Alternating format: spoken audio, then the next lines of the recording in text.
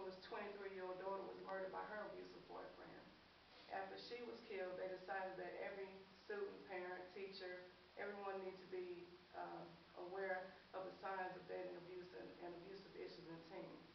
So they, along with Liz Claiborne in 2005, developed this curriculum. A lot of people ask me why I'm so passionate about this issue, and a lot of people automatically assume that it's because I was in an abusive relationship, which is partly true. However, I was also, my background, everything that I came from was abusive.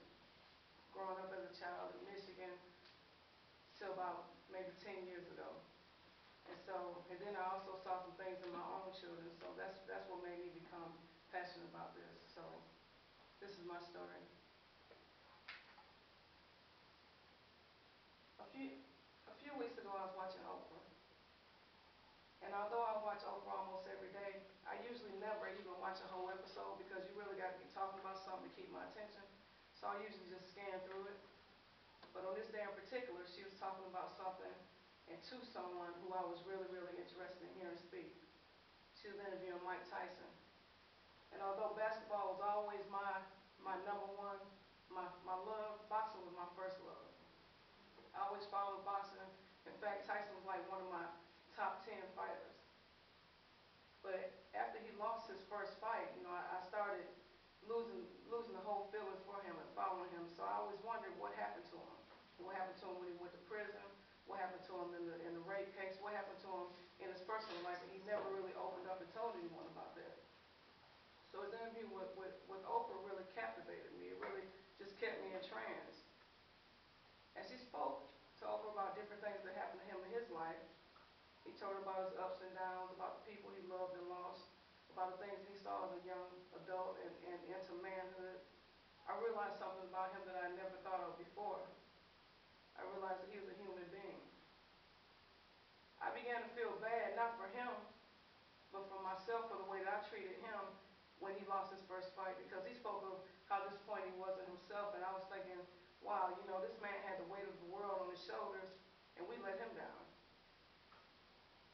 As Oprah continued her interview, she asked him a question, and when she asked this question, it really caught my attention. She said, what were your dreams and goals that you set for yourself?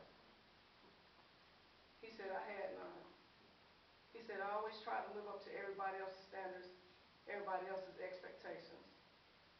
I never said anything, I never envisioned anything for me. I just always wanted to be what everybody else wanted me to be. And I thought then that if I was asked that question in the past, that would have been my answer. See, I was born in Detroit, Michigan. And by the time I was 12 years old, I was one of the tallest, slimmest girls in my class. People picked on me all the time. All the kids called me skinny. All the kids cracked jokes about my height. I began to be very self-conscious about it and also tore down my self-esteem, so much to the point that I would slouch when I walked. One day my dad was talking to me, and he put his hand on my shoulder and he said, you know what? You need to be proud of your height. That's your blessing. Always walk straight and look people in the eye when you talk to them. I didn't realize at the time that what he was telling me would actually help me in my adult life, and it will also be an impact on me when I was 12 years old, because right after he told me that, I began to do that, and I began to see that every time I stepped into a room, no matter where, people automatically assumed I was confident and strong. People always looked at me as if I was the type of individual they could look up to. I made good grades in school. I was always an A/B student. I always stayed after school to help the teachers and help other kids and did anything I could to help people just to stay after school. The teacher would always commend me and tell me what a great job I was doing and how much of a big help I was, and they would always pat me on my back. But they didn't know that they were actually helping me. You see, because the life I lived at home was totally different than the life I lived at school. My mom and dad are separated when I was young, and although I never felt the need to have another father in my life, my mother always felt the need to replace him with somebody else. So one day she brought home Al. Al was unlike any other person that we had ever met before, because he was just totally mean. But he wasn't mean to us. He was always mean to my mother. No matter what she said, no matter what she did, nothing was ever good enough. So all I had to look forward to going home was facing him and how his attitude was going to be that day. Some nights I didn't even sleep at night listening to him abuse my mother, listening to him curse her out, call her out her name, push her down steps. One day I even witnessed him put her in the trunk of a car and drive off with her. I was a helpless 12-year-old person who had an older brother who was really never there and a younger brother who I was basically taking care of. But after I saw him push her in the trunk of that car, she disappeared for about 2 or 3 days, and I still got up every day and went to school and pretended as if nothing happened because that's the face I had to put on for them.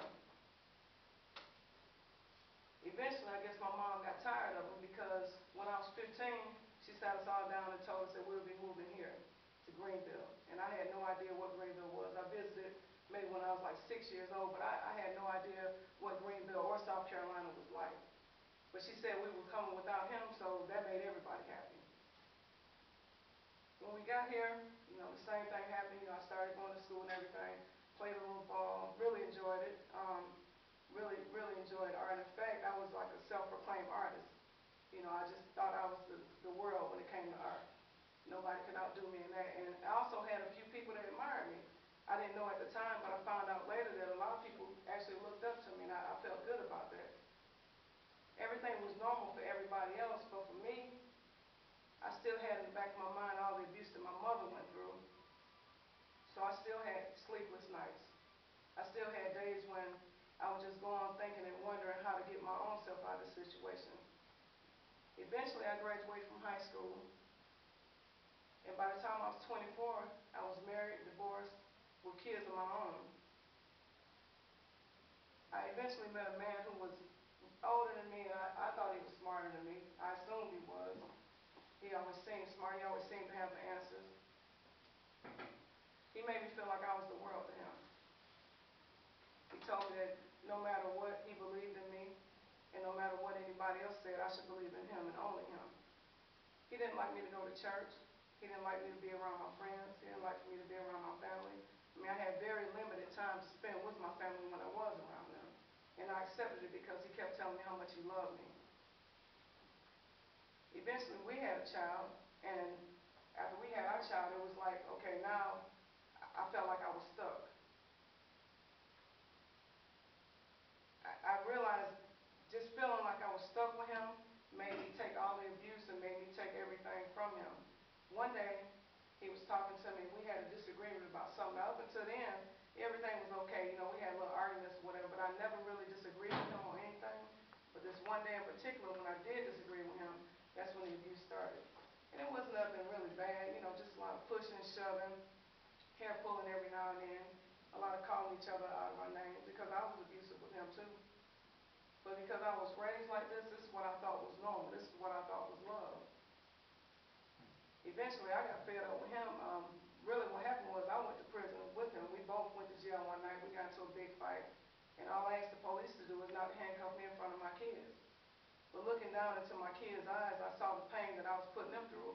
I put them through the same thing my mom had put me and my brothers through. And I decided then that something had to change. So when I was released, I decided not to take them back. All the begging and pleading in the world, I wouldn't change my mind for anything. My kids are growing up and they're starting to date. My son, I noticed in him how jealous he was with his girlfriend. I never really thought anything about it. I never really looked at him as if he could be an abuser or someone that could hurt someone else. Until one day, I was in my bed asleep. And I heard glass breaking, and I'm thinking I'm dreaming, so I woke up and I looked at my husband, and he was still asleep, so I said, okay. So I lay back down to go to sleep, and I heard some more.